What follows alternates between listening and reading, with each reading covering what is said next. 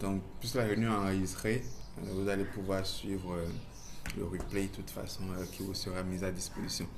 D'accord. Certainement, vous allez trouver la présentation un peu basique et l'objectif n'étant pas de vous séduire par une présentation jolie et tout ça. L'objectif, c'est de vous présenter des fonctions Excel utiles dans votre quotidien et des fonctions Excel qui sont essentielles dans le travail que vous pouvez avoir à faire. Donc ça va être beaucoup interactif, ça va être plutôt sur Excel que nous allons le plus travailler. Et voilà. Donc l'objectif aujourd'hui pour moi, c'est que vous quittiez ici avec une connaissance un peu plus poussée du logiciel Excel et de ce que vous pouvez faire avec. Et une connaissance en termes de fonctions, de formules Excel et également de comment créer des graphiques intéressants. D'accord. Donc, je suis Odiné Dossou et je suis statisticien de formation, mais je donne également des formations en informatique en général, en particulier en Excel et sur l'analyse de données, sur la programmation, etc. Donc, je vais partager mon écran et on va dive in. Donc, c'est vrai que j'ai prévu qu'on fasse 3 heures, mais peut-être qu'on n'aura pas 3 heures de séance et on va aller assez vite. Et voilà, j'espère qu'on va pouvoir finir en 1 heure, 1 heure et demie, on peut finir et puis se libérer. D'accord. Donc là, je vais partager mon écran. Share this. Alright.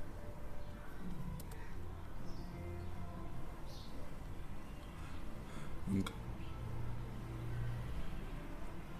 ok.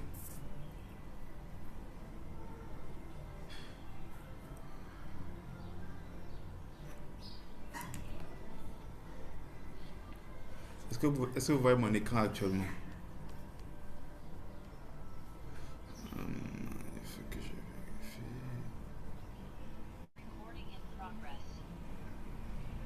Ok, donc c'est bon, l'écran est visible.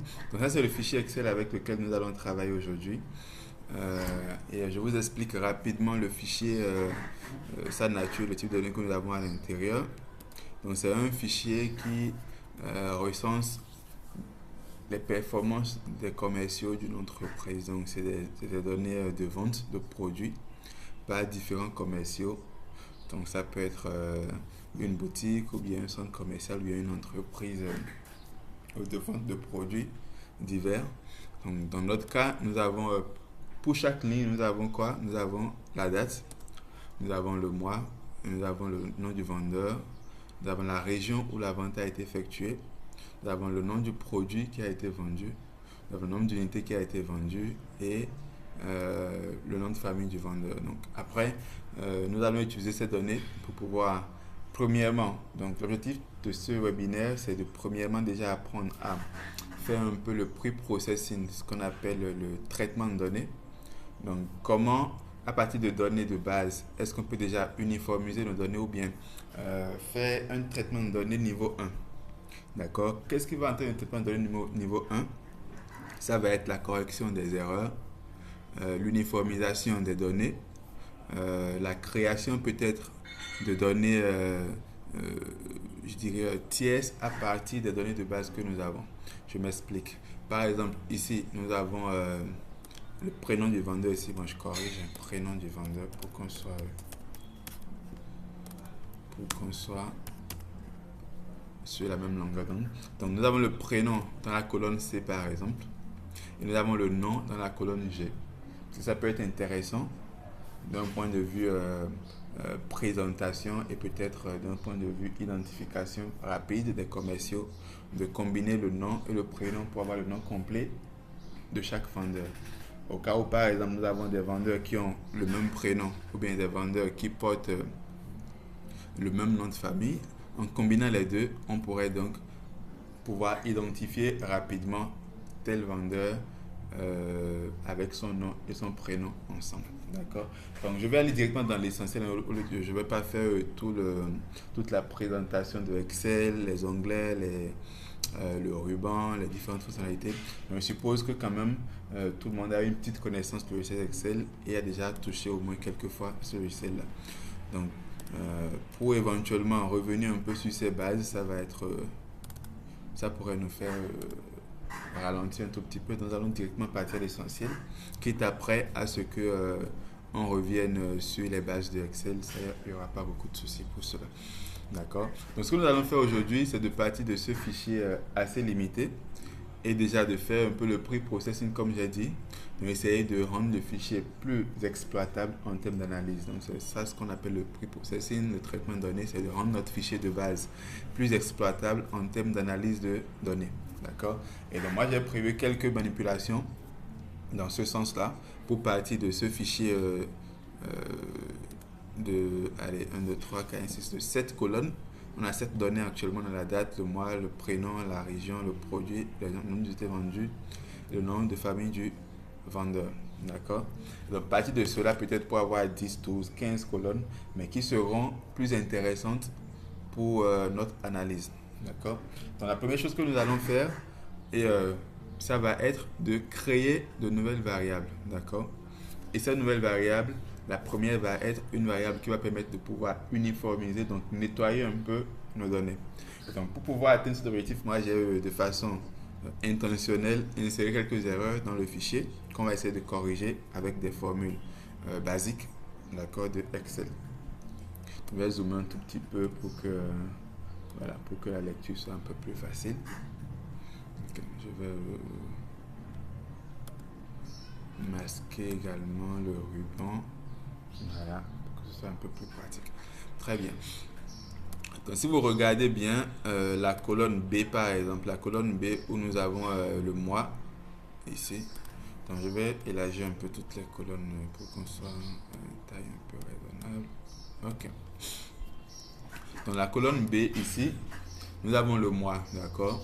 Vous allez voir que le mois, il a été saisi. Donc, il n'y a pas de formule dessus, donc c'est une saisie manuelle. Et le principal problème avec la saisie, c'est que nous ne sommes pas à l'abri des erreurs de saisie. D'accord. Les erreurs de saisie, ça peut être de tout type. Ça peut être une donnée complètement fausse. D'accord. Ou ça peut être une donnée qui est mal écrite. Et dans notre cas, pour saisir le mois, on peut se retrouver à mal écrit ou bien écrit de façon non uniforme. Si vous regardez la première ligne, nous avons janvier qui est écrit tout en minuscule, ensuite janvier tout en minuscule, après novembre avec un N majuscule au début, et ainsi de suite. Nous avons ensuite janvier ici avec N en majuscule et E en majuscule à l'intérieur, et ainsi de suite. Donc il y a quelques petites erreurs comme ça que j'ai insérées. Vous allez voir que ce n'est pas uniforme. On a parfois des mots qui commencent par la majuscule. Je peux mettre ici masse tout en majuscule. D'accord.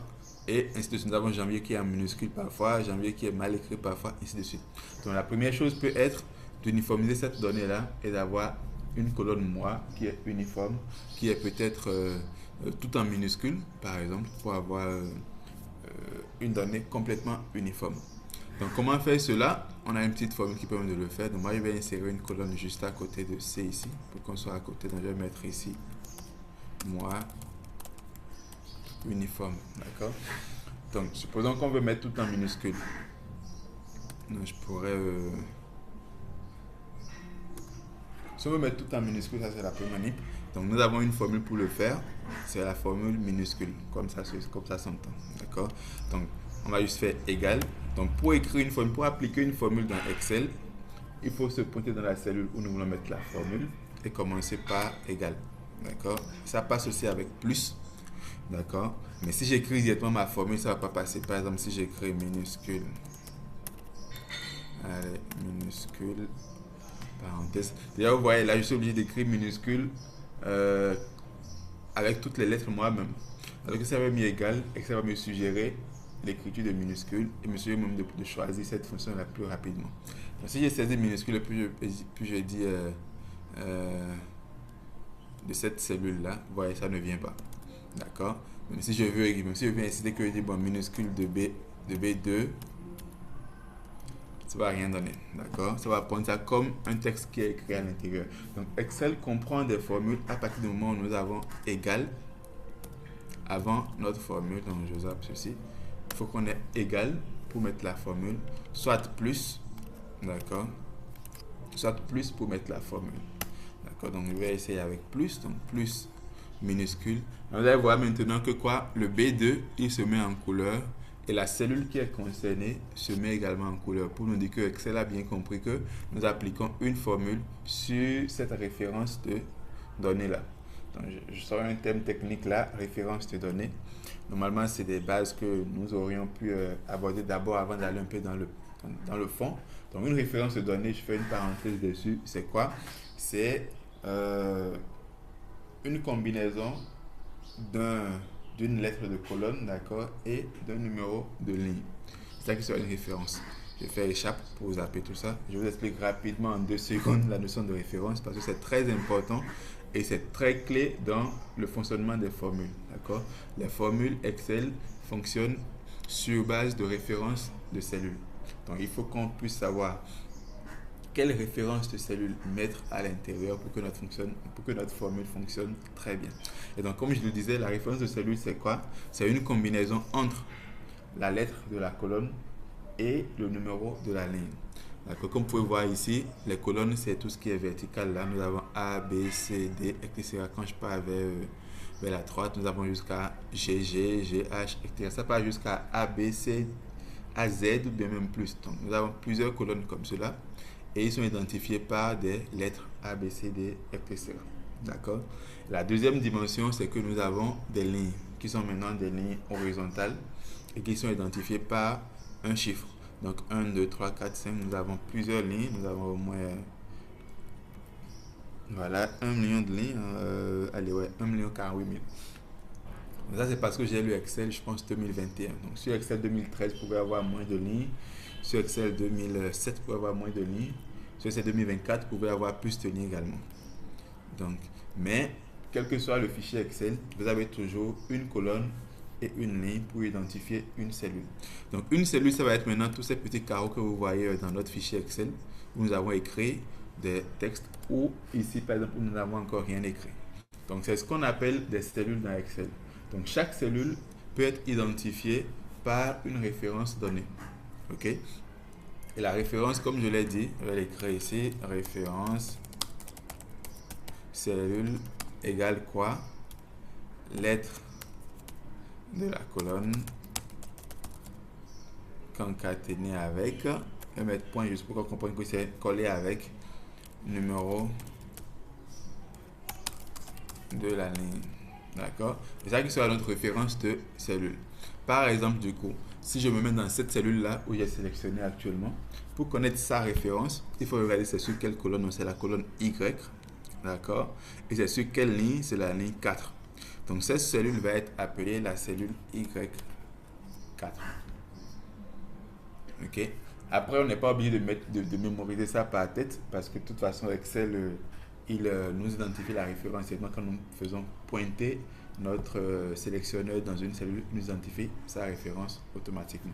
Mais c'est bien de savoir et de comprendre c'est quoi la référence et après de pouvoir s'assurer que j'ai la bonne référence cellule dans la bonne formule et à la bonne place. OK? Pour vous montrer que c'est exactement ça. Si je fais par exemple égal et plus également passé, que je me mets dans cette cellule, bon, est-ce que Excel comprend? Excel m'écrit là quoi? Y4 qui correspond exactement à la colonne Y et à la ligne 4. Donc ça, c'est les bases de Excel. C'est juste une parenthèse pour comprendre un peu la notion de référence de cellule. Et il y a plein d'importance à connaître cette référence-là parce que si la référence est bien choisie, c'est le point de départ d'une formule qui fonctionne très bien. Donc je reviens à notre formule. Ce que nous avons fait ici dans la colonne C, c'est d'uniformiser la colonne B qui est le mois. D'accord?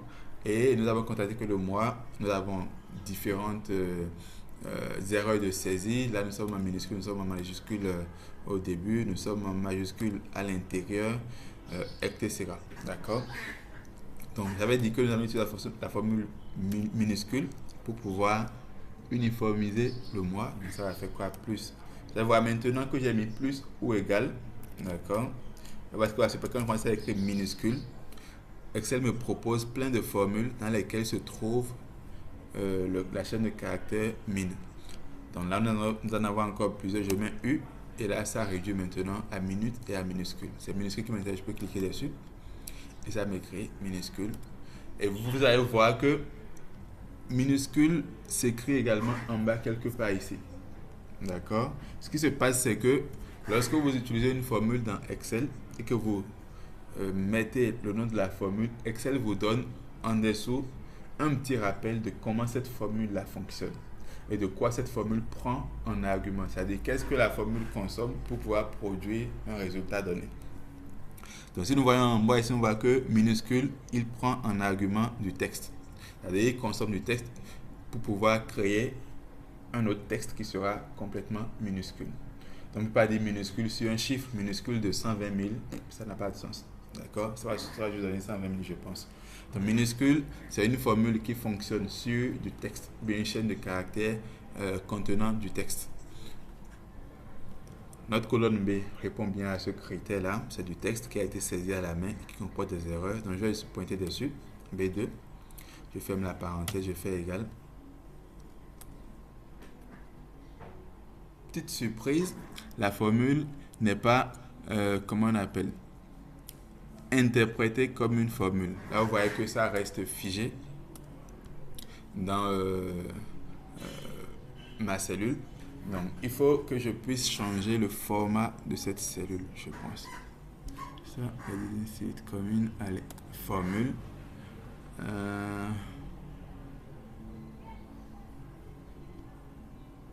Vérification, allez, bref.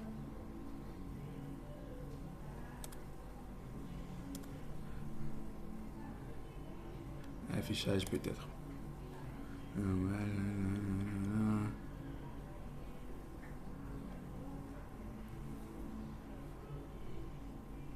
Bon, je sais pas exactement où ça se fait. Il faut que je me rappelle.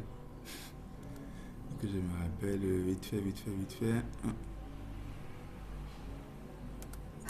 Allez, je fais un clic droit pour voir si c'est pas dans les formats de cellules. Ok. Je vais dire standard.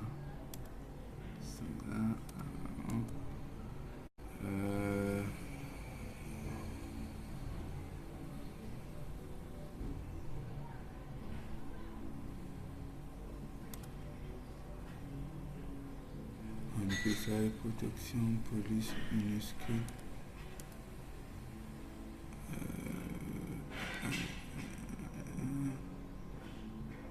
Texte. Celui formatés sont traités comme du texte, même si elles sont dans l'espace que je veux. Annuler. Donc, ce que je veux, c'est que la formule comprenne la formule et puisse l'exécuter. Normalement, je peux choisir ça dans un des paramètres, mais je ne me rappelle plus exactement de où c'est.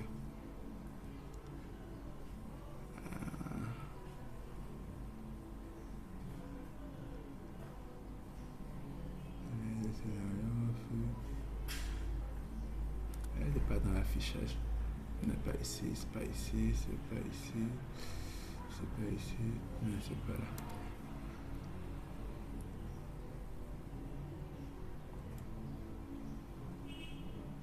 Data c'est ok. Ici j'ai évalué la formule, on va voir. Ok. Le problème c'est qu'il ne prend pas ça comme une formule.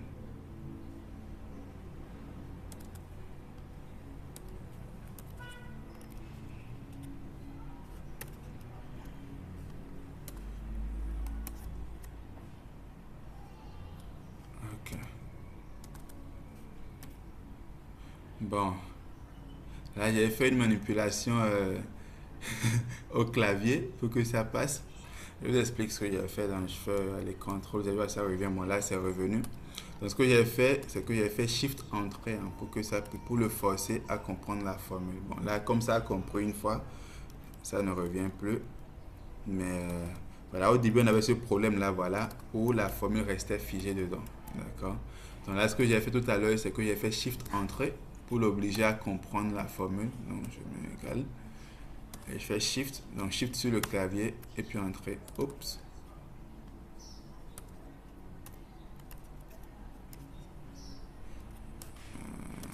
Shift entrée. Et allez. C'était au même common. Format texte.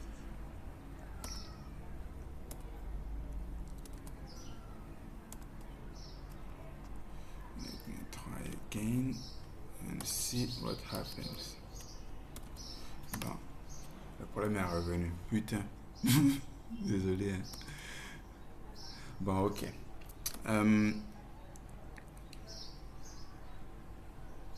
On va essayer de comprendre le problème une fois pour le bon. Moi aussi, j'apprends en même temps.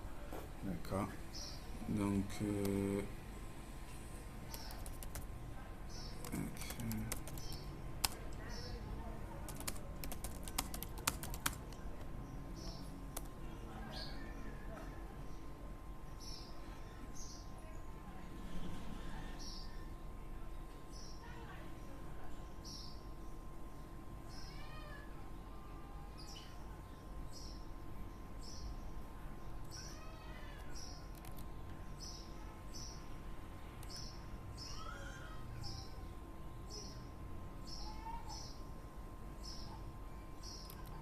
ok, donc j'ai regardé rapidement dans Google. Il paraît que nous avons une option qui peut être cochée ici.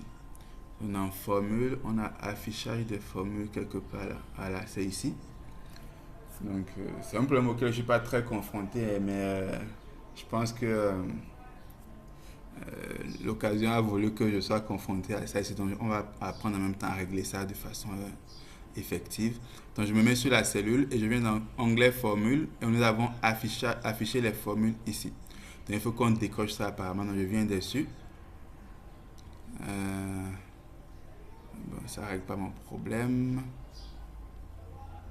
Je décoche. Je coche. Je décoche. Bon, ça ne règle pas mon problème. Donc, bref. Cochons, puis je vois.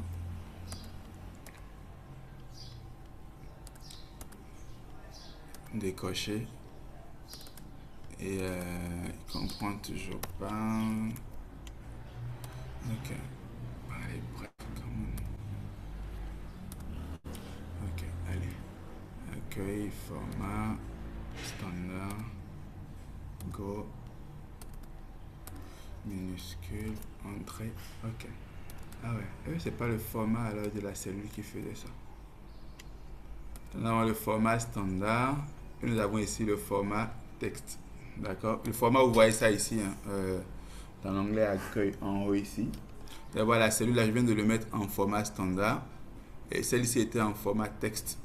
Donc, on va le mettre dans la cellule format texte. Et je vais réécrire ma formule pour voir si on aura le même problème. Peut-être qu'on a le même problème. Je fais parenthèse, entrée. On a le même problème. Ok. Donc, c'est au niveau du format de la cellule que se trouve le souci alors. Donc, là, format standard, ça passe. Là, format texte, ça ne passe pas. Donc, je vais changer ceci aussi en format standard. Puis, on va voir si ça passe. Donc, normalement, on s'attend à ce que ça passe. D'accord. Allez, entrée. Et puis, ça passe.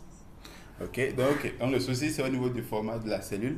Mais une piste de vérification pourrait être également d'aller dans formule et de s'assurer que la fonction n'est pas cochée. La fonction afficher les formules n'est pas cochée. Ok, donc puisqu'on est bon, je vais prendre toute cette colonne-là et je vais la mettre en format standard pour qu'on n'ait plus ce souci-là. Je viens là. Standard, standard. Ok, donc désormais toutes les cellules sont en format standard, c'est bon.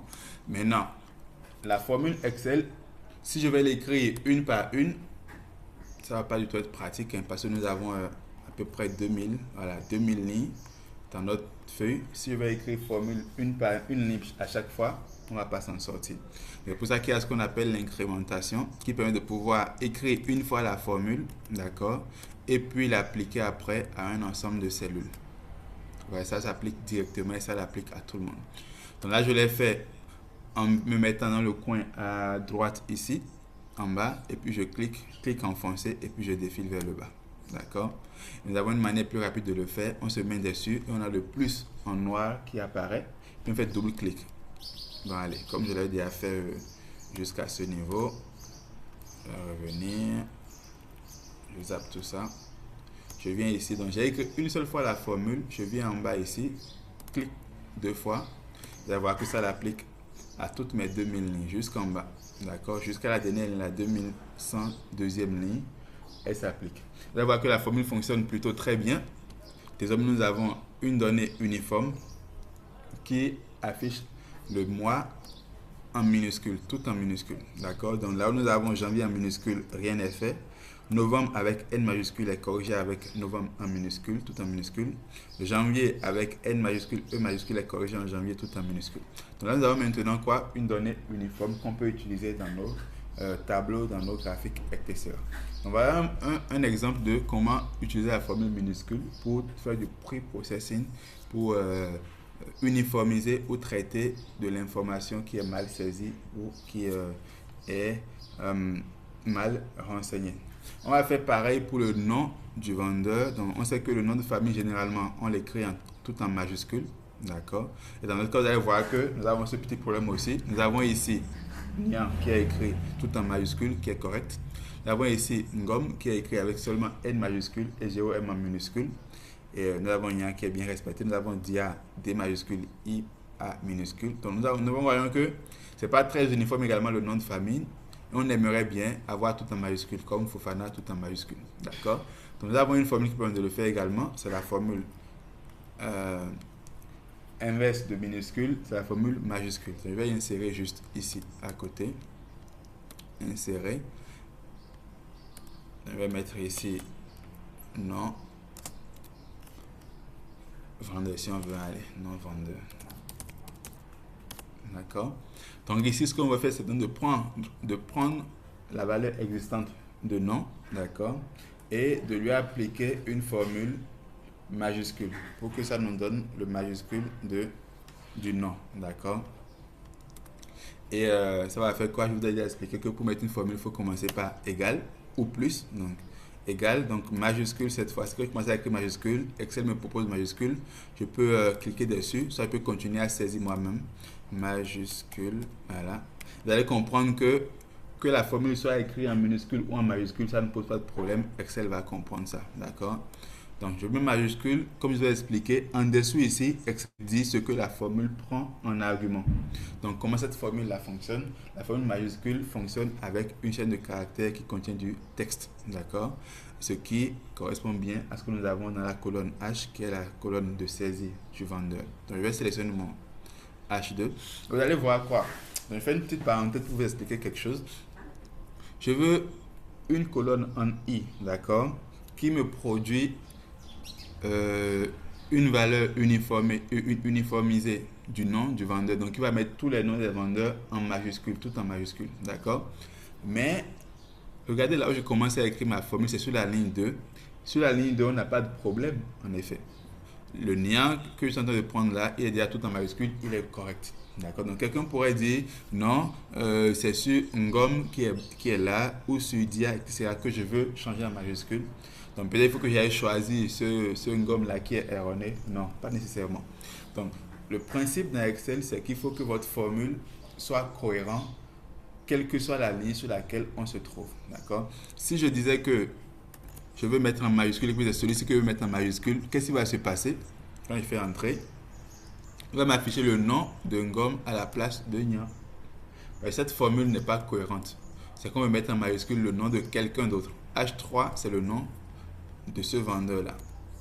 D'accord? C'est ça qui est H3, c'est son nom, c'est le nom de ce vendeur. Alors que Nian, c'est le nom de ce vendeur. Donc, on veut uniformiser quoi? Le nom du vendeur concerné par la ligne sur laquelle nous sommes. D'accord? Donc, majuscule. OK? Donc, majuscule, il faut s'assurer que notre formule soit cohérente. Et la cohérence ici, c'est quoi? On veut mettre en majuscule le nom du vendeur de la ligne sur laquelle nous sommes.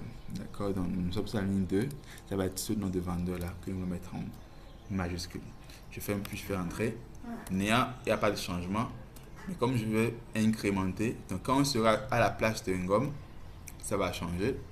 Et ainsi, je vais faire l'incrémentation automatique en faisant double-clic. Et on va voir que Dia, qui était là, est transformé désormais en Dia, qui est bien écrit. Donc tout ça, c'est du pre-processing.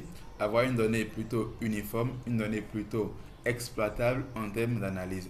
Vous imaginez si j'avais, allez, je vais modifier un peu ici aussi. Donc, supposons que j'ai NIANG comme ceci. Voilà, c'est n'importe quoi en termes de saisie, mais la formule majuscule reste efficace et me produit une colonne complètement uniformisée et qui est beaucoup plus exploitable en termes d'analyse. Il y a aussi un second inconvénient à avoir des données qui sont sales comme ceci, d'accord? C'est que Excel va comprendre que ce monsieur-là, NIA tout en majuscule, est différent de NIA avec NI en majuscule et est différent de NIA avec N en minuscule et tout le reste. Si on, par exemple, si on veut par exemple faire une analyse de performance, d'accord, par nom de vendeur et qu'on se pointe sur la colonne nom de vendeur erroné là, Excel va considérer le nom de vendeur NIA tout en majuscule comme un vendeur différent, le nom de vendeur ici comme un vendeur différent. Donc on n'aura pas des statistiques fiables, on aura des statistiques qui sont assez erronées. Alors qu'en faisant l'uniformisation, on saura que tous ceux qui sont dans le même groupe sont écrits de la même manière et vont être considérés comme la même personne dans nos analyses que nous allons faire plus tard. Ok, donc voilà l'avantage également de pouvoir faire le pre-processing, de faire le traitement de données avant de passer à l'analyse pour pouvoir s'assurer que toutes nos données sont uniformes et nous n'avons pas des erreurs qui vont peut-être apporter des confusions dans notre analyse. Okay? Une autre formule qui peut être utilisée pour le pre-processing, c'est, bon, nous n'avons pas un use case ici, d'accord? Donc bref, on ne va pas la voir. C'est la formule suprême espace qui peut être utile lorsque nous avons une chaîne de caractères composée de plusieurs mots, d'accord? Et supposons que nous avons je m'appelle Odine Dossou, qui est une phrase qui est écrite. Et donc dans la saisie, quelqu'un peut écrire je, espace, espace, espace, espace, m'appelle, espace, espace, Odine, collé avec Dossou peut-être. Et là, nous avons une formule qui peut permettre d'entrer dans cette chaîne de caractères pour dire partout où tu as plus de deux espaces, supprime le supplément et arrête-toi seulement à un espace entre des chaînes de caractères. D'accord? Maintenant, on va pas voir cette formule-là, c'est pas très terrible. Ok? Good. Allez, bref, je pense que minuscule, majuscule, c'est les deux clauses qu'on peut appliquer. Nous avons la région qui est déjà plutôt bien écrite. Si on peut la mettre en minuscule, vous savez déjà le faire, donc ça va. Nous avons le produit qui est déjà écrit ici en début majuscule, donc ça va, pas de souci. Unité vendue, c'est du chiffre, donc pas de souci. Ok, donc la deuxième chose, on va dans le pre-processing, comme je l'ai dit. Le pre-processing, c'est quoi? C'est uniformiser les données, éventuellement créer de nouvelles variables à partir de données existantes pour pouvoir avoir une analyse plus intéressante. D'accord? Si vous regardez ce que nous avons actuellement comme données, nous avons quoi? Nous avons la date, le mois, nous avons maintenant le mois uniforme, nous avons le prénom, la région, etc. et tout ça. Mais on peut bien ajouter d'autres variables intéressantes, d'accord, d'autres colonnes intéressantes pour nous permettre de pouvoir faire une analyse un peu plus intéressante, un peu plus, je dirais, large, d'accord. Et je disais au début que ça peut être pertinent, pas forcément dans notre contexte, mais peut-être dans un contexte de présentation, mais dans un contexte où nous avons divers employés qui ont le même nom, le même prénom, de pouvoir associer le nom et le prénom, d'accord, des vendeurs pour pouvoir avoir une colonne du coup qui sera nom, prénom, qui est dans la colonne J ici. Ça va nous permettre de pouvoir tomber sur notre prochaine formule qui est la formule concaténée. D'accord? Cette formule permet de faire quoi? De prendre des chaînes de caractères et de les combiner. D'accord? Et comment est-ce que cela se fait? C'est la formule concaténée. Une petite seconde, je fais ça. Copy link. Comme here. Ctrl V. And go. Alright. Donc très bien, vous voyez toujours mon écran. Ok, super, c'est bon. Donc la formule qui permet de faire cela, c'est la formule concaténée. D'accord? Et concaténer, c'est combiner, c'est coller plusieurs chaînes de caractères ensemble. D'accord? Allez, mes contacts, accept.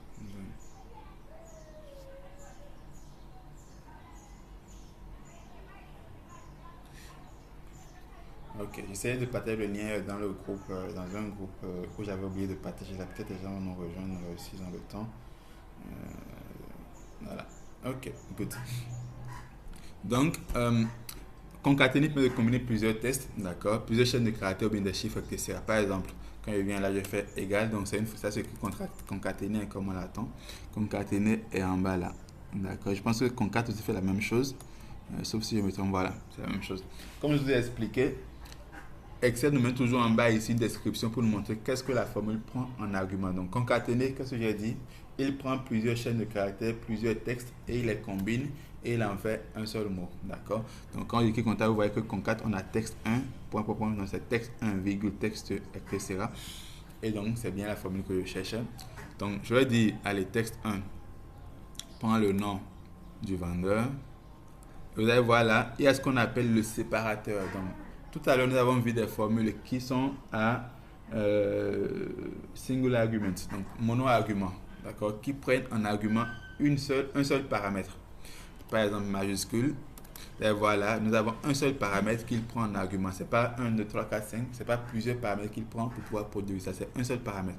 Par contre, la formule que nous voulons voir maintenant, qui est concat, il prend un texte 1, vous voyez là, nous avons une virgule et un point, point, point. Donc, il prend plusieurs chaînes, plusieurs textes ou bien plusieurs arguments en input pour pouvoir produire ça. Il peut prendre plusieurs arguments, d'accord. Et si la fonction prend plusieurs arguments, il y a ce qu'on appelle les séparateurs qui sont très importants, d'accord, pour pouvoir dire à la formule, ok, ça c'est le premier argument, ça c'est le deuxième, le troisième, le quatrième, ainsi de suite.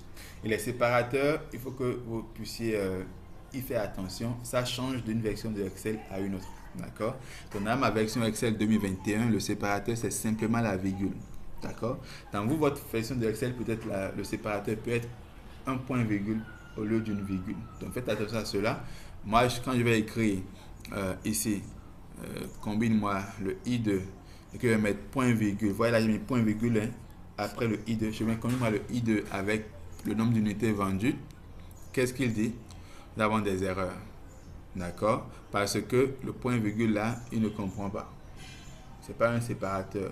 Si ce n'est pas un séparateur et que I2 point virgule n'est pas une chaîne de caractères et n'est pas aussi une référence de cellule, je me dis qu'on a une erreur. Je vais désapper. Je vais venir ici et mettre virgule pour qu'il comprenne. Vous voyez, quand je mets un virgule, qu'est-ce qui se passe? Deux choses. Déjà, il n'y a plus le message d'erreur, ça c'est un. La seconde chose, c'est quoi? C'est qu'en bas, ici, vous allez voir désormais maintenant, nous avons le paramètre texte2 qui s'affiche. D'accord? Pour me dire quoi? Pour me dire que le paramètre texte1 est consommé, est validé. Et maintenant, nous sommes sur le paramètre texte2. D'accord? Vous voyez qu'il est en gras. D'accord? Et ce qui va se passer, lorsque je vais mettre, allez, une référence pour le test, je viens par exemple unité vendue. D'accord? Je mets une virgule pour passer au paramètre suivant. Là, on voit que texte 3 va s'afficher maintenant pour nous dire que nous sommes actuellement au niveau du troisième paramètre de la formule, etc. Et comme dans notre point, concaténé peut prendre 10, 20, 30, 40 arguments et va toujours produire un résultat magnifique. Donc, je vais revenir un peu en arrière pour qu'on puisse faire ce qu'on voulait faire. Ce qu'on veut faire, c'est quoi? C'est combiner le nom et le prénom ici pour avoir le nom complet de nos vendeurs. Donc, j'ai dit après concaténer. Le premier argument, c'est bien le nom uniformisé qu'on vient de créer avec la formule majuscule. Et je mets mon séparateur, la virgule. Puis je vais rajouter maintenant mon second argument qui sera le prénom. Donc on va avoir une petite erreur, mais que je fais de façon express, qu'on va essayer de résoudre ensuite. D'accord? Donc le prénom, c'est dans la colonne D. Si je prends mon prénom, qui est Lucien. D'accord? Donc, je ferme la parenthèse. Donc, qu'est-ce que nous avons là dit? Concaténer. Premier argument I2, donc Nia. Deuxième argument D2, donc Lucien. Donc on va avoir nom, prénom. Je fais entrer. Ok. Qu'est-ce que nous voyons? Nous voyons qu'il a bien écrit Nian, Lucien, seulement qu'il a collé les deux. Et la formule ne se trompe pas. La formule, son rôle, c'est de coller tout ce qu'on lui donne en argument. D'accord? On lui a donné Nian en argument, on lui a donné Lucien en argument, il a collé les deux.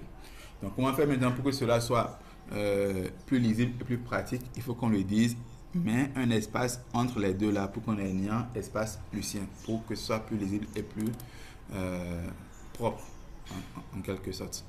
Donc, comment faire cela? Je vais zapper mon D2. Donc, je reviens ici. Premier argument, du coup, va être le nom de famille. Mais le second argument ne va pas être le prénom, mais il va être un espace. D'accord? Je vais faire une parenthèse dessus après. Donc, un espace, c'est une chaîne de caractères. D'accord? C'est une chaîne de caractères, mais qui est vide.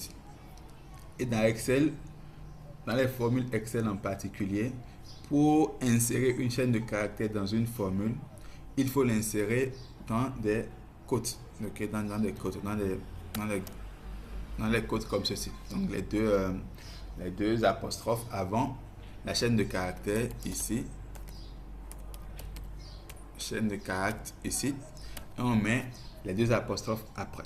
Donc, c'est comme ça qu'on présente une chaîne de caractères à une formule Excel pour qu'elle puisse la comprendre. D'accord, je vous montre l'erreur d'abord. Si je mets juste mon espace là, vous voyez là, j'ai fait espace, hein, puis je mets virgule et je mets mon deuxième test. D'accord, et je mets parenthèse, je fais entrée. Il ne produit rien parce qu'il n'a pas compris le espace qu'il y a au milieu ici. Il n'a pas compris ça comme une chaîne de caractères. Je m'attendais même à ce qu'il me donne une erreur parce que c'est pas très propre. Mais comme il est passé, mais sans exploiter l'espace que j'ai mis au milieu.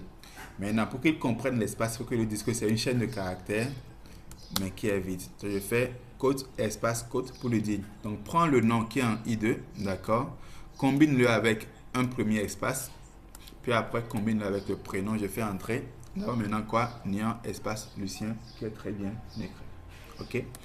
Donc, je fais incrémenter dans mes aveux et ça va le faire pour tout le monde à l'arrivée. D'accord? Très bien.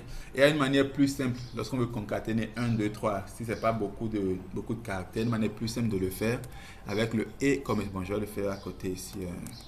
Je fais insérer une autre colonne. Donc, je vais aller copier, coller. Donc, on va venir dans une deuxième colonne pour refaire une concaténation, mais beaucoup plus facile cette fois-ci, d'accord?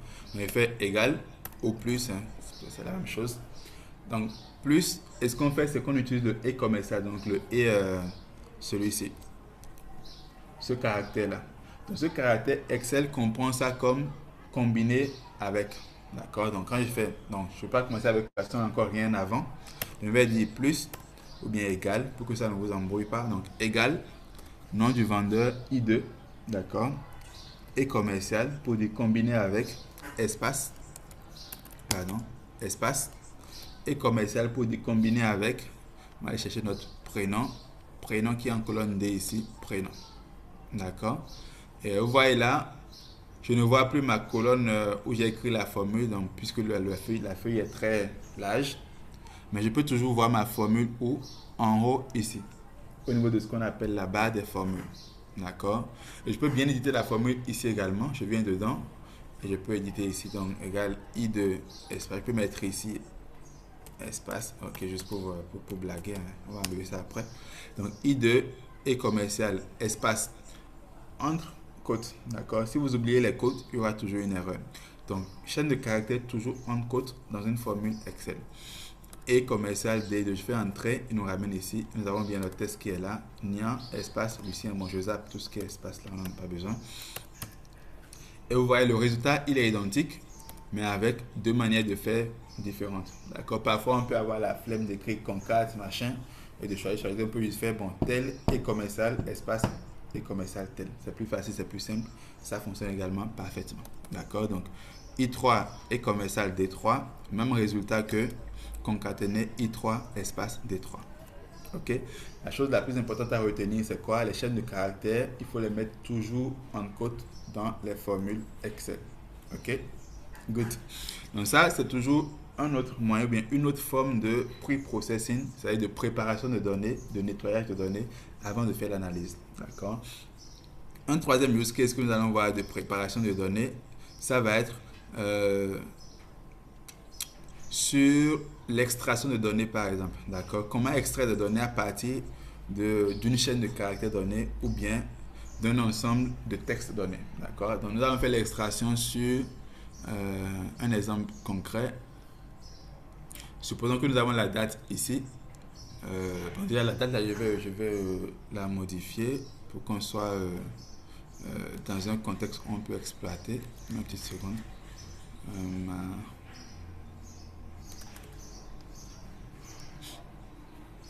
Allez, premier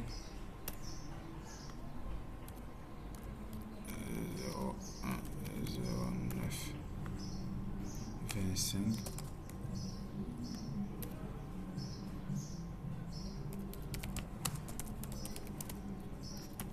Ok, un note numérique Excel.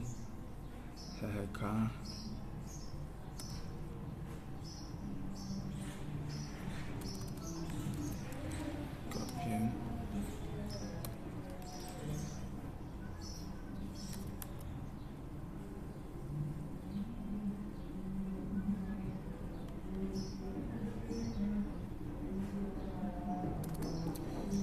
Ok.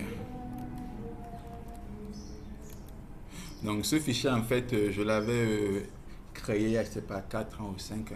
Donc il y a quelques petites erreurs dedans. Et je vais changer ça aujourd'hui. En même temps, voilà. Ok. Allez, je vais mettre ici 2022. Nous sommes en novembre, le 29 novembre 2022. Donc je vais vous montrer une formule en même temps plus rapide qui permet de pouvoir le faire. Ici, je vais faire égal, très bien, aléa, entre bonnes, d'accord. Après, je vous explique ce que je vais faire, d'accord. De là à ceci, moins plutôt, allez, on va mettre 4700. Ok, parenthèse fermée. Ok, bon, ça part en numéro 8, on s'en fout, mais c'est parce que j'avais donc. Ok, je vais rester à 46 000, 45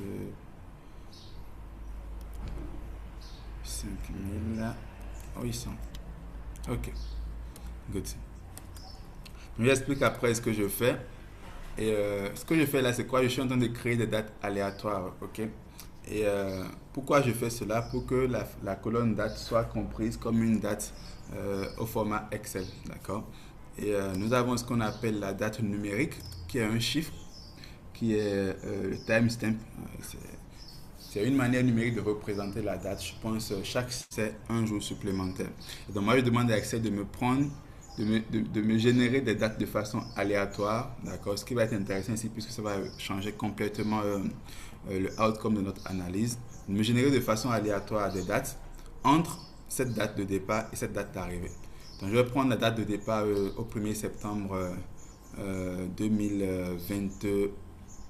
Allez, disons 2022. Donc on va générer les données entre le 1er septembre 2022 et le 1er septembre 2024. C'est un truc comme ça. D'accord, donc je vais dire ici. Allez, bref, ici. Ok, donc ce que je vais faire, c'est que je vais générer les dates entre 45 000 et quelques. On va voir c'est quoi concrètement pour être sur la même longueur d'onde. D'accord. Allez. Donc si je prends le premier chiffre là, on va voir c'est quelle date. Donc coller. Donc c'est le 11, le 29 11 2023 et copier. V et le donc entre novembre et mai 2025. Ok, nous avons au moins 12 mois, nous avons un peu plus de 12 mois, donc c'est déjà pas mal. Donc ce qu'il va faire, c'est quoi? Il va me générer des dates entre cette date de début là et cette date de fin là. Je pourrais faire quelque chose de plus intéressant, peut-être faire le 1er septembre ou bien le 1er novembre au 31 mai, je sais pas. Mais bon, bref, c'est un cas d'exercice, donc on va pas se mettre des limites pour rien. Donc bref, je supprime cette colonne là. Ok, good. Donc, qu'est-ce qu'on fait ici? C'est que je suis en train de générer des dates aléatoires entre le 29 novembre 2023 et le, je pense, 19 mai 2025. Ok? Et vous allez voir qu'à chaque fois que je fais entrer, je vous ai déjà sûr, regardez la ligne 5 là, ok? Regardez ce qui est ici. Nous avons le 6 mai 2025. Quand je viens que je fais entrer, ça devient le 29 janvier 2024. Quand je fais entrer, ça devient le 18 juin 2024, etc. Donc, c'est une valeur qui se génère aléatoirement. Donc, c'est utile pour créer un jeu de données rapide. D'accord? Si vous voulez faire des essais, vous pouvez faire des exemples de manipulation de formules Excel pour créer rapidement, générer un ensemble de données de laboratoire, d'accord, pour pratiquer avec. Et quand vous faites votre génération, vous utilisez la formule aléa Antbon, donc min-max. Ce qu'il faut faire, c'est de prendre tout ce qui a été généré, donc CTRL SHIFT direction vers le bas pour prendre toutes les données qui ont été générées, d'accord. Et vous faites copier, donc CTRL C, et vous recollez au même endroit, mais en collant en valeur, d'accord. Collage spécial si vous voulez, ici, et vous avez collage en valeur qui est là, d'accord. Ce que ça fait, c'est quoi? Ça va recopier ce qui a été généré aléatoirement et le recoller, mais cette fois-ci sans la formule. Donc le recoller maintenant comme des dates qui ont été saisies manuellement. Bah, désormais là, quand je fais éditer, je ne vois plus ma formule aléa en bonne, mais je vois plutôt une date qui est là directement. Ok? Très bien. Donc l'objectif de faire cette manip rapidement pour avoir une date plus récente et plus uniforme, c'est qu'on pourra maintenant utiliser cette colonne date pour créer des colonnes complémentaires. Donc comme je disais au début, le pre-processing, c'est déjà nettoyer ce que nous avons, mais également créer de nouvelles variables éventuellement qui vont nous aider à mieux comprendre nos données. D'accord? Donc, puisque j'ai changé ici la date, vous pouvez remarquer que le mois actuellement il n'est plus, il ne correspond plus au mois de cette date-là que je viens de générer. Donc, nous allons essayer de créer un nouveau mois dans une autre colonne ici. Et ça va nous permettre de pouvoir découvrir une nouvelle fonction. Allez, je fais ça, insérer. Insérer à nouveau. Insérer à nouveau. Ok, good. Donc on va ici récupérer par exemple le mois. Ça c'est une donnée intéressante, d'accord. Actuellement dans nos saisies, nous avons chaque ligne correspondant à une vente à un jour donné, d'accord. Et ça peut être intéressant de pouvoir étudier les ventes par mois, par exemple les ventes par semaine ou les ventes par trimestre, etc. Donc il faut qu'on puisse extraire le mois à partir de la date. Donc pour le faire, nous avons une formule Excel qui s'appelle mois tout court. Vous allez voir, on a 2 fois mois là. C'est parce que dans mon fichier, j'ai aussi créé déjà ce qu'on appelle une plage nommée. On va voir ça peut-être après si on a le temps. Mais ce qui nous intéresse, c'est la formule mois. Donc, comment identifier une formule d'une plage nommée? C'est une parenthèse. Vous allez voir, nous avons une petite icône FX juste avant le mois. Donc, c'est ce qui nous dit que ça, c'est la formule. Alors que celui-ci, nous avons une icône en forme de feuille Excel. Ça, c'est une référence, c'est une plage nommée. Donc, je vais prendre le mois en formule ici. Et qu'est-ce qu'il prend en argument? Il prend un numéro de série, mais il peut également prendre une date qui est bien écrite. Je vais venir pointer sur ma date ici. D'accord? Comme je l'expliquais tout à l'heure, vous allez voir là que puisque je me suis déplacé totalement à gauche, je ne vois plus la cellule où j'ai écrit ma formule, mais je peux toujours voir ma formule ici dans la barre de formule en haut. Donc, qui correspond bien à mois de A2. C'est ce que je veux. Je ferme la parenthèse, je fais entrer. D'accord. Qu'est-ce qu'il me dit? Il me met le chiffre correspondant au mois. Qu'est-ce que nous avons là? Nous sommes au 7e mois, effectivement. 17e jour, 7e mois. D'accord. Est-ce qu'il peut comprendre ça? Je n'ai jamais essayé ça, mais on va voir. Juste pour on va voir s'il peut comprendre ça comme janvier, février, mars directement. Je ne suis pas sûr, mais ça vaut la peine de voir si c'est possible. On avait déjà vu un peu comment je fais annuler. On avait déjà vu le formatage de cellules tout à l'heure au début, où on avait juste choisi ici le format standard pour que les formules puissent s'appliquer, puissent se comprendre automatiquement. Donc ce que moi je veux, c'est un format. Je veux voir si le format date pourrait lui permettre de pouvoir comprendre le chiffre 7 comme le mois de juillet. Je ne suis pas sûr, mais on va voir. Ok, bref. Je sais pas ça c'est quoi. M12. Non, J-. Ok. A, B, C, D, E, F, G, H, I, J. J'ai dit ça, c'est pas ça. Ok. Donc, comment savoir si le format va fonctionner ou pas, hein? Donc, quand je clique sur un format, voir le résultat s'affiche en haut ici. Exemple, on ne sait pas ce qu'on veut comme affichage. Je ne suis pas sûr si ça va fonctionner. Je mets sur M. Ok. Je mets J. Peut-être J comme juin, hein? Je ne sais pas. Bon, bref, ça pourrait être intéressant, mais on va le faire de façon plus intéressante. D'accord, ça va faire un deuxième petit challenge pour nous, ça va être cool. C'est-à-dire, nous, on a récupéré le chiffre du mois. Maintenant, on va récupérer, on pourra créer le mois à partir de là. Mais je pense que j'ai une idée. Je vais essayer de voir ça machin. C'est texte, une formule qui s'appelle texte. Je fais texte et puis je vais prendre la date. Je pense que ça va fonctionner. Point. Après, je vais faire M. Allez, M. Voilà ce qu'il va nous dire. Non, c'est pas M, donc c'est peut-être cote. MM, cote 02. Oh non, c'est pas ça. Cote M. Bon.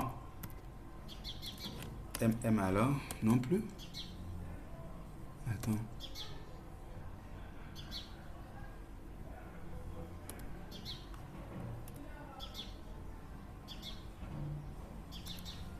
DT.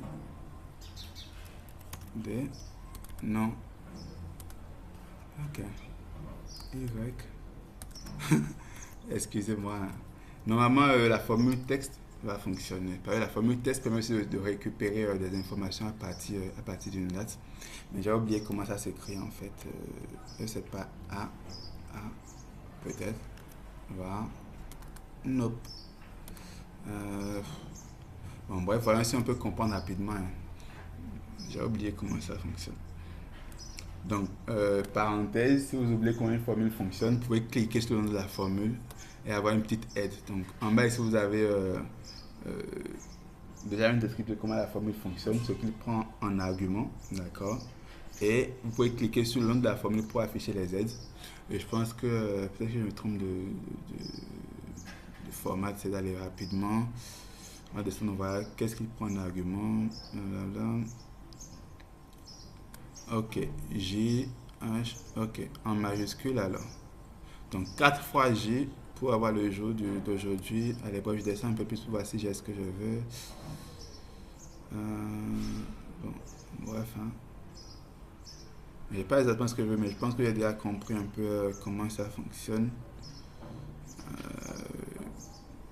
J, J, M, M, A, A. Donc, normalement, si j'ai 2 fois, ça devrait fonctionner. Allez, bref.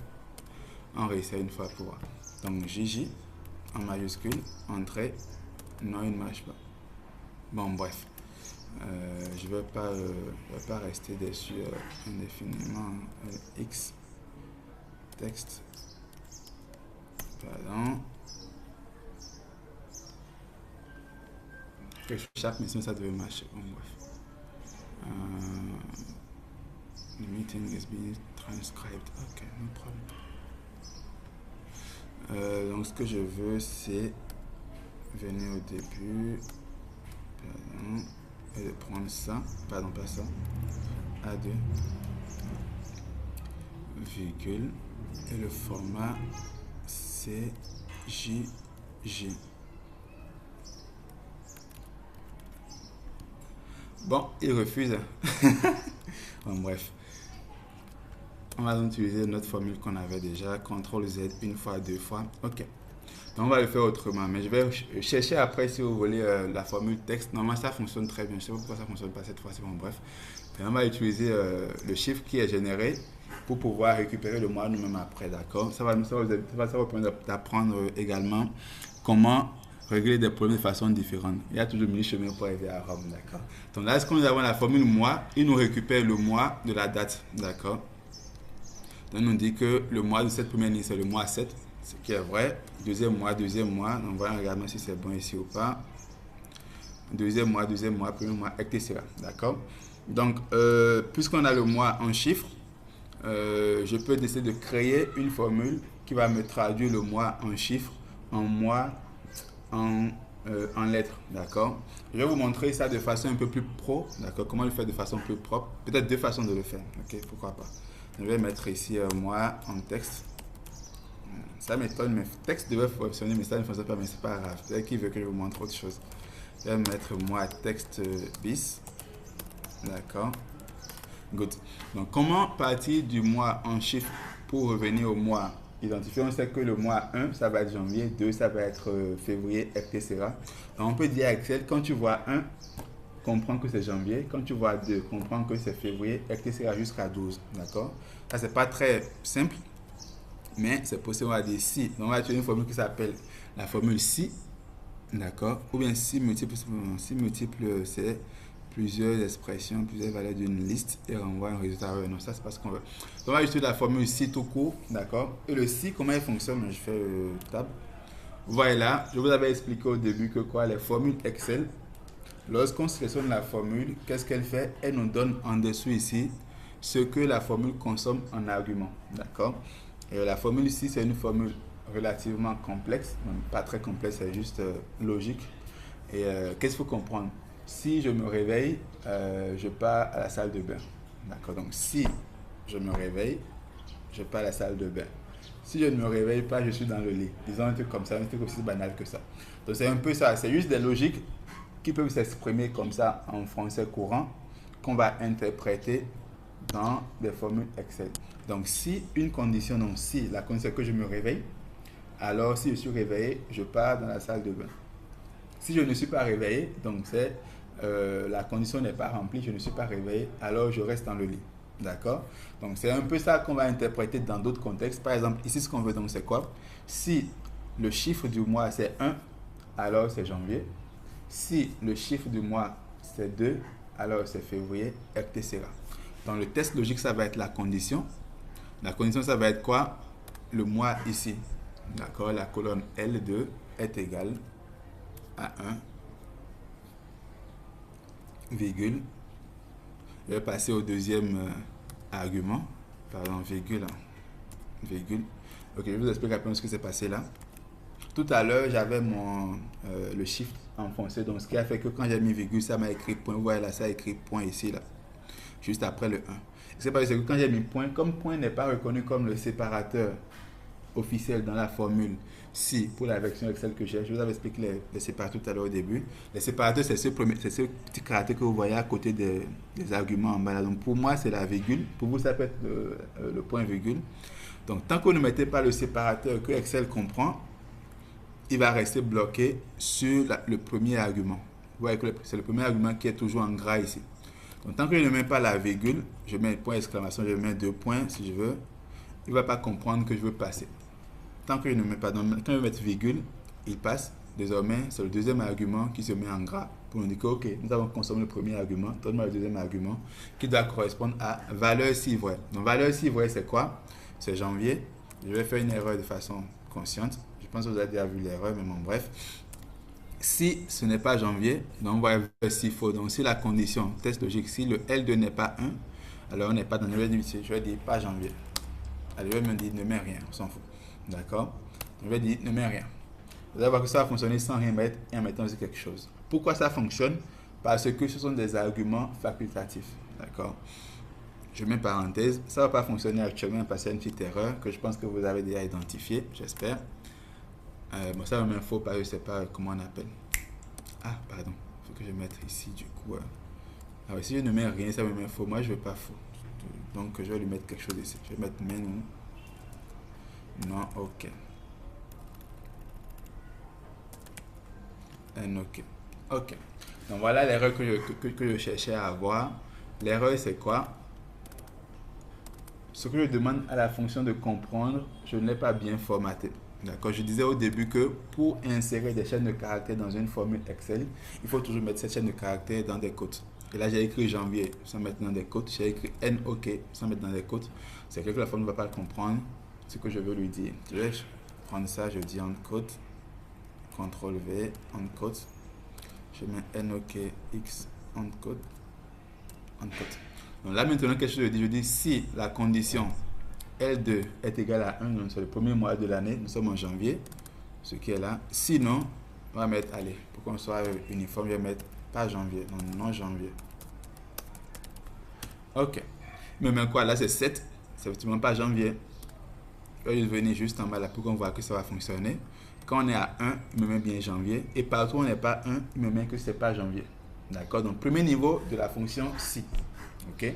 Là, on fait maintenant ce qu'on appelle une condition à l'intérieur d'une condition. C'est-à-dire que, comme on a 12 mois, il faut qu'on fasse notre vérification au moins 11 fois pour dire à la fin, si ce n'est pas 1, 2, 3 jusqu'à 11, alors c'est forcément 12, c'est décembre. D'accord?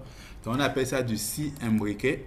C'est-à-dire à l'intérieur de ceci, on va créer un nouveau si et un nouveau si et un nouveau si, ainsi de suite. Ça va être une formule très longue, mais qui est super simple. Donc je copie tout ceci, d'accord? Et qu'est-ce qu'on va faire? Je vais venir dans le sinon ici. Je vous explique rapidement ce qui se passe.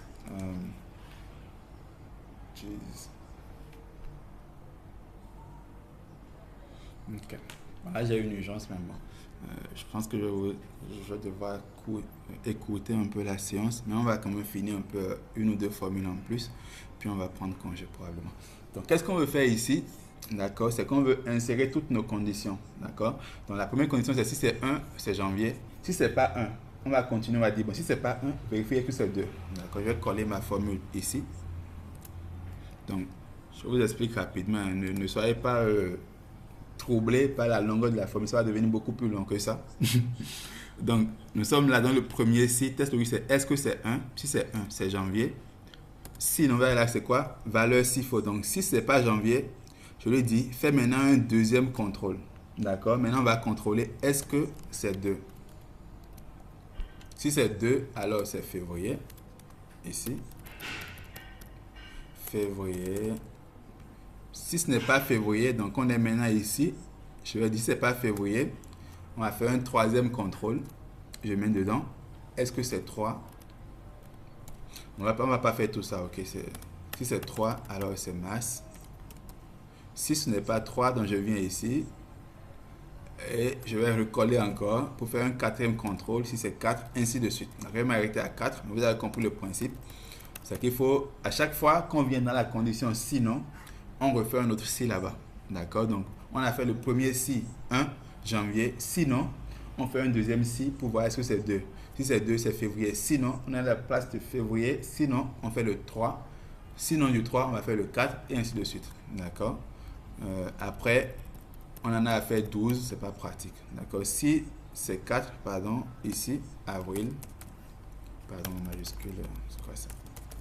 Avril. Sinon, non, ici, je vais dire, si c'est 5, vas-y. Bon, allez, je vais faire 7 pour qu'on ait. Allez, bon, ouais, restons à 5. Pour être, si c'est 5, je vais m'arrêter là vraiment maintenant. Okay. Si c'est 5, alors c'est mai. Ok, je vais vous embrouiller un tout petit peu, vous emmerder un peu. Mais si c'est 5, je mets janvier, je mets mai et je mets sinon ici, tu me mets en vide. D'accord? Voilà. Ok. J'ai fait quelque chose pour vous embrouiller, c'est que j'ai mis le mai en majuscule. D'accord? Vous allez voir ce qui va se passer. Donc, j'incrémente tout ça. J'incrémente tout ça. Très bien. Donc, ce qu'il va faire, bon, j'ai mis après espace. Si c'est pas janvier jusqu'à mai, tu me zappes tout ce récit, mais tu mets du vide. Ce qui va se passer maintenant, c'est quoi? Bon, je vais faire un peu plus de pagaille. VR. Ok. Très bien. Donc, j'ai essayé de mettre des erreurs de façon consciente dans mes valeurs ici. Donc, on va voir février, il est mal écrit avec un VR en majuscule, mai est tout en majuscule. Je peux mettre avril aussi un peu mal écrit avec un R en majuscule si on veut. Et j'incrémente. Très bien. Donc, nous avons du texte qui est mal écrit. On peut décider de formater tout ça avec une formule qu'on a déjà vue tout à l'heure, la formule minuscule. Donc, je vais prendre toute ma formule là, de si jusqu'au bout, je fais CTRL X. J'ai bien pris toute la formule qu'on vient d'écrire avec du si imbriqué. Je vais insérer tout ça dans une formule qu'on a déjà vue, qui est la formule minuscule. Je vais dire tout ce que nous avons fait comme contrôle, janvier, février jusqu'à mai. Formate-moi ça en minuscule dès que ça sort, pour qu'on soit sûr que nous avons un format uniforme à la sortie. D'accord? C'est une formule qui a l'air très complexe. En haut ici, minuscule de si L1 janvier, sinon si L2 février, etc. Tu mets tout ça en minuscule, je fais entrer. Et j'incrémente. Vous allez voir tout à l'heure que, boum. Donc, quelle que soit l'erreur que j'ai mis dans ma formule, dans la partie textuelle janvier, février jusqu'à mai, ça me corrige ça immédiatement. Donc, dans ma formule, j'ai quoi? J'ai mai en majuscule, comme vous pouvez voir là. J'ai février qui est mal écrit, comme vous pouvez voir là. J'ai avril qui est mal écrit. Et puisque j'ai mis tout ça dans une formule pour formater et uniformiser tout en minuscule, désormais j'ai mon résultat qui est plutôt bien présenté, janvier jusqu'à mai. Le reste, j'ai la flemme, donc on zappe. Ok? C'est la première manière de le faire. Je vais montrer la deuxième manière de le faire qui est beaucoup plus pratique est beaucoup plus simple. Ça, c'est aussi pratique, c'est intéressant si vous voulez coller 12 fois. Si 1, 2, 3 jusqu'à 12, c'est pratique. La seconde manière de le faire, c'est d'utiliser une formule beaucoup plus intéressante. C'est la formule recherche V. Mais pour utiliser cette formule-là, il faut qu'on ait une table de recherche. D'accord, je vais vous expliquer un peu ça, puis on va prendre une pause. Je pense que une séance ne sera pas suffisante. Peut-être que je vais voir mon emploi du temps. On pourra refaire ça un peu plus tard, peut-être dans la semaine prochaine pour avancer un peu plus. Donc, je vais créer une nouvelle feuille de paramètres de config. Je vais mettre config. Allez, juste. D'accord. Et ce que je vais faire, c'est quoi? Je vais dire dans une feuille de recherche que 1 correspond à janvier. Je fais ça en même temps pour qu'on soit dans. Je vais dire chiffre. Je vais dire ici. Mois, mois. Ok. Donc, je dis ici 1. Bon, je vous montre quelque chose en même temps. On peut écrire 1. Je vais mettre dessus, j'incrémente. Pourquoi pas? Bon, bref. 2. Ok. Je mets 1, 2. J'incrémente. Il va me compléter ça 1, 2, 3 jusqu'à 12. Ok. Allez, bref. C'est aussi ce qu'on appelle l'incrémentation dans Excel ou bien la saisie incrémentée. Un truc comme ça. Bon, bref. Donc, je vais dire que 1, c'est janvier. B, c'est février. C, c'est mars. Ça, c'est avril. D, c'est mai. Lui, c'est juin. Lui, c'est juillet. Donc, la saisie, il faut apprendre à saisir aussi un peu rapide. C'est bien parfois. C'est juillet, août, n'est-ce pas? Et je vais vous montrer peut-être après, si ça vous intéresse, une plateforme pour travailler votre rapidité de saisie. Octobre, novembre et puis décembre. Ok? Good. Donc là, j'ai créé une petite table de recherche dans laquelle j'ai une lettre, d'accord, et un texte. Je dis 1 correspond à janvier, 2 à février, mars, avril, mai, juin, juillet, août, septembre, octobre, novembre, décembre. On est bon. D'accord? Mais ce que je vais faire, c'est que je vais faire pointer une formule dans cette table pour lui dire, va dans cette table-là et utilise les correspondances qui existent pour me retrouver le mois correspondant au chiffre que nous avons. D'accord? Je reviens maintenant à ma feuille data ici. Et nous sommes dans la colonne N1, d'accord? Et nous voulons, à partir du chiffre que nous avons ici, identifier le mois correspondant en texte. Et cette fois-ci, au lieu de faire du if imbriqué, vous voyez déjà, nous sommes à 5 ici et nous sommes déjà très longs. Faire ça jusqu'à 12 fois, c'est terrible. D'accord? Donc, on peut utiliser une seule formule qui va dire, regarde ce chiffre-là, d'accord? C'est le chiffre 7. Et va regarder dans la table de recherche, ok? Et voir le chiffre 7 correspond à quel mois, puis récupère-moi ce mois-là. C'est beaucoup plus facile. Et une formule qui m'a dit de le faire. Nous allons le mettre dans la colonne N. Donc, je vais faire égal, plus, les deux fonctionnent. C'est la formule recherche V, une formule très balèze. Recherche V qui est là. Ok. Après, c'est la même chose avec recherche H et recherche X. On va voir ça peut-être après. Seulement qu'il y a quelques petits détails qui sont à retenir. Donc, recherche V, c'est recherche verticale. Comme notre tableau est présenté de façon verticale, nous avons 1, 2, 3 sont écrits verticalement dans mon tableau de recherche. Donc, je vais utiliser la formule recherche V. Dans recherche verticale, je vous avais expliqué que Excel ne montre par défaut les arguments que notre formule prend en compte. D'accord? Et voilà, la recherche V prend quoi? Il prend la valeur cherchée en premier argument. D'accord? Après, il prend la table de matrice, donc la table de recherche en deuxième argument, et puis il prend le numéro d'index, ainsi de suite. D'accord? Donc, la valeur cherchée, c'est quoi? On veut aller chercher le numéro 7 là, dans notre table de recherche. Donc, nous avons actuellement une colonne mois qui nous donne le numéro du mois, 1, 2, 3 jusqu'à 12. Nous, on va aller faire une recherche à partir de ce numéro de mois là, d'accord, dans notre table de recherche. Et lorsqu'on trouve ce numéro, on pourra lui envoyer le mois écrit en texte qui correspond à ce numéro là. Donc la valeur cherchée, c'est le numéro 7 là. C'est le L2. Séparateur virgule, point virgule peut-être pour vous. Et on passe maintenant à la table de matrice. La table de matrice, ça va être quoi? Ça va être notre table de recherche. Je viens dans la feuille config en bas ici. Puis je vais choisir ma table de recherche donc ici. Donc à partir de 1 janvier jusqu'à 12 décembre. Je peux prendre tout si je veux. Hein. De toute façon, je ne vais pas trouver chiffre, il ne va rien faire. Bon, pour ne pas vous embrouiller, je vais prendre tout pour montrer que ça ne change rien. Okay. Je peux même prendre plus que ça ne change rien. Mais en bref, restons un peu propres. Donc je prends tout ça si on veut. Et je vais avancer de façon exprès pour que ça crée une petite erreur qu'on va corriger après. Donc, je mets un virgule. Troisième argument, c'est index colonne. Donc, dans ma matrice là, d'accord, je fais la recherche sur la première colonne systématiquement, doit contenir la clé de recherche, donc qui est 1, 2, 3, 4, 5, 6, 7, 8, 9, 10, 11, 12. Et maintenant, on peut avoir plusieurs colonnes et me demande quelle colonne tu veux renvoyer quand tu trouves la recherche. Donc, je veux renvoyer la deuxième colonne qui contient le mois. Je vais écrire ici 2. C'est probablement très rapide. Avec 2, 3, 4 exemples, vous allez mieux comprendre cette formule et mieux savoir comment l'utiliser. Peut-être à deux occasions. D'accord. Donc, je vais lui renvoyer la deuxième colonne. Je fais virgule. La valeur proche, on met toujours à faux. Comme vous pouvez voir là, c'est quoi? Correspondance exacte, correspondante approximative. Et correspondance approximative, c'est quoi? C'est généralement lorsque nous avons des chiffres décimales, mais des chiffres qui sont, je dirais, ouais, avec beaucoup de décimales derrière en fait. Donc, on peut dire, ne cherche pas forcément à voir exactement le chiffre. Mais quand tu vois un chiffre qui est approximativement proche du chiffre qu'on cherche, on voit nos résultats quand même. Mais dans notre cas, nous voulons une correspondance exacte. C'est-à-dire quand tu trouves 7, exactement 7, c'est en ce moment que tu nous envoies le mois correspondant. Il ne faut pas que tu trouves 6 qui est proche de 7, tu nous envoies le mois de 6. Non. Trouve exactement 7 avant de nous envoyer le mois correspondant. Je vais prendre ici faux ou bien 0. On peut mettre 0 directement. Voilà. Et puis je ferme. Je vous explique la formule une deuxième fois.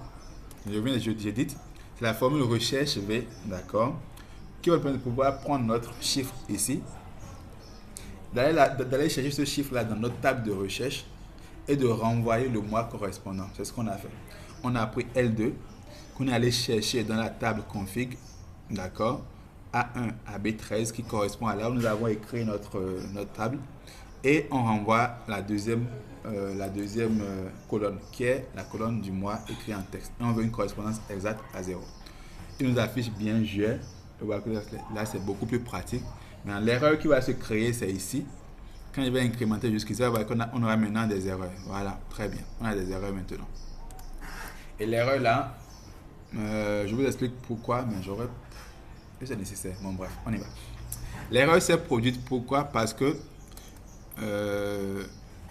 la notion d'incrémentation, je vous l'avais expliqué au début, permet, lorsqu'on passe d'une ligne à une autre, de mettre à jour les paramètres.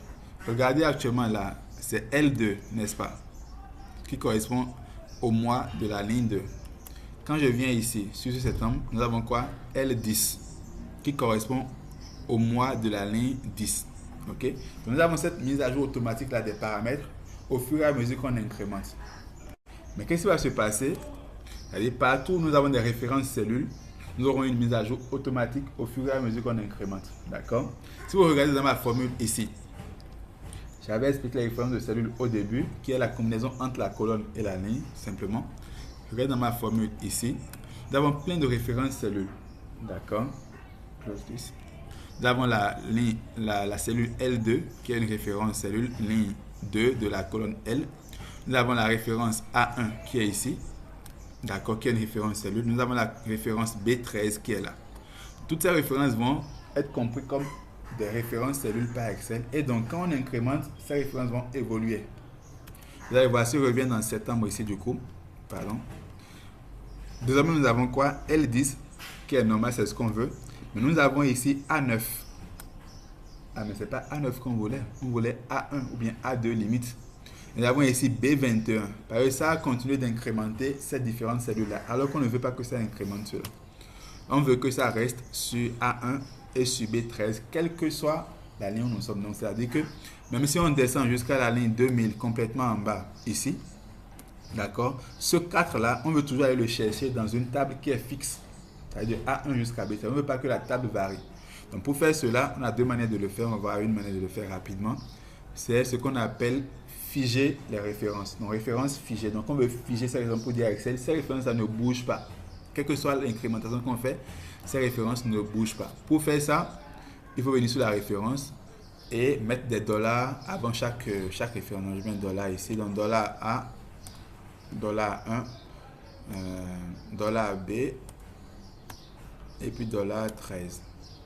Donc, qu'est-ce que j'ai fait? J'ai dit, bon, Excel, le L2 il peut bouger chaque fois qu'on bouge d'une ligne à l'autre, mais là où on va aller faire la recherche, qui est dans la feuille config A1 jusqu'à B13, ça ne bouge pas. Donc tu me bloques le A, tu me bloques le 1, tu me bloques le B, tu me bloques le 13. Donc ça ne bouge pas. Je fais entrer, je fais incrémenter.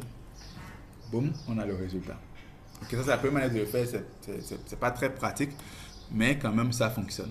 D'accord. Je vais vous montrer une deuxième manière de le faire rapidement en écrivant la formule à nouveau ici. D'accord, j'efface tout ça. Ok, donc virgule.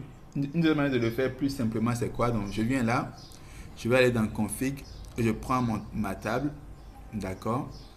Lorsque je suis à cette étape, avant de mettre la virgule, j'appuie sur le bouton F4 de mon clavier, F4. Vous voyez ce qui se passe? Automatiquement, quand je fais F4, les références sont directement figées. Ok, donc ça c'est un raccourci rapide pour le faire. Donc après, référence 2 et puis 0. Pardon, 0. Ok. Et puis ça va fonctionner, ça donne toujours le février qu'on a. Et ça part, pardon. Et ça part. Ok. Bon. Oups, sorry, CTRL Z. On fait ça. Ok, très bien. Donc voilà comment utiliser la formule recherche V. Je pense que c'est beaucoup plus simple. Regardez, la formule est là. Toute une petite formule comme ceci. Qui identifie pour chaque mois, pour chaque chiffre. Oh, pardon, c'est pas aller en bas. Hein, allez, bref, il faut que je vienne ici. Que j'incrémente tout ça. Ok, donc je vais vérifier. CTRL, voilà. Jusqu'en bas, ligne 2102. On a le mois d'avril qui est bien identifié avec le chiffre 4. Le mois de novembre qui est bien identifié avec le chiffre 11, etc. Une seule petite formule qui fait tout cela en un coup. Au lieu d'écrire la longue formule ici, qui n'est même pas encore terminée, ok, qui est déjà très longue, qui va encore être allongée de au moins 5-6 étapes, on peut utiliser une formule plus simple, recherche V, mais en créant une table de recherche préalable où on va aller pointer pour rechercher nos mois de façon automatique. Ok. Je regrette vraiment, mais j'avais oublié un rendez-vous à midi. On vient de me rappeler malheureusement. Donc on va écouter et je vais vous tenir au courant dans le groupe WhatsApp. Je vais vous proposer une autre date pour rattraper ça et pour reprendre des suites. Donc ça va être l'occasion en même temps de pouvoir prendre vos questions et de prolonger un peu. Parce que comme j'avais promis, nous allons voir une dizaine de formules. Excel, nous sommes à peut-être 4 ou 5. C'est pas terrible. Nous allons également voir comment éventuellement faire des graphiques intéressants avec Excel. Je pense que j'en ai un ou deux quelque part ici. Hein, où je m'étais un peu amusé même à en faire. Il n'y a pas dans des graphiques que vous pouvez vous amuser à faire comme ceci. Ça, il n'y a pas ça dans Excel. C'est vous-même qui pouvez le construire. Mais on n'aura pas le temps de faire un peu tout ça aujourd'hui, malheureusement, et je regrette. Donc, on va écouter la séance. Si vous avez des questions, vous pouvez les poser dans le groupe WhatsApp directement ou les garder pour vous pour la séance qui va suivre. D'accord? Ça m'écoeure vraiment, mais j'avais complètement oublié. Il y avait un rendez-vous très important à midi, ça m'a complètement échappé. Donc, j'espère que vous avez appris quelque chose en cette 1 heure que nous avons passé ensemble. On va refaire la séance en cours de semaine. Si on n'a pas le temps de faire en cours de semaine, ça va être peut-être le week-end prochain, probablement. On va revenir dessus et prolonger un tout petit peu et avoir aussi le temps de prendre vos questions. D'accord? Donc, je vais vous forcer compagnie et je vous souhaite une excellente journée. Et portez-vous bien. N'hésitez pas à poser des questions dans le groupe. Et je vous tiendrai au courant après dans le groupe WhatsApp de la nouvelle séance et de comment on va s'organiser pour la tenir de façon beaucoup plus longue et de façon plus interactive pour recevoir vos questions, un peu tout cela. D'accord? Merci à tous ceux qui étaient là. Je vois qu'on est 6 personnes, c'est pas mal. Merci de votre présence. Je pense que vous avez appris quelque chose. C'est l'essentiel pour moi, est-ce que vous avez appris quelque chose. Et si c'est le cas, bien ravi. Et j'espère que vous vous retrouvez la prochaine fois. Et j'espère qu'on sera un peu plus nombreux également. Et qu'on a le temps de pouvoir aller un peu plus en profondeur, recevoir vos questions et faire un peu plus de pratique également vers les graphiques et tout ce qui va avec. Ok? Donc portez-vous bien. Odile Dessous, toujours ravi. Et je vous souhaite un excellent week-end. Je vois un message. Merci infiniment. Tout le plaisir est pour moi. Portez-vous bien, guys. Et on échange dans le groupe et puis on cale le prochain rendez-vous. Ciao, ciao.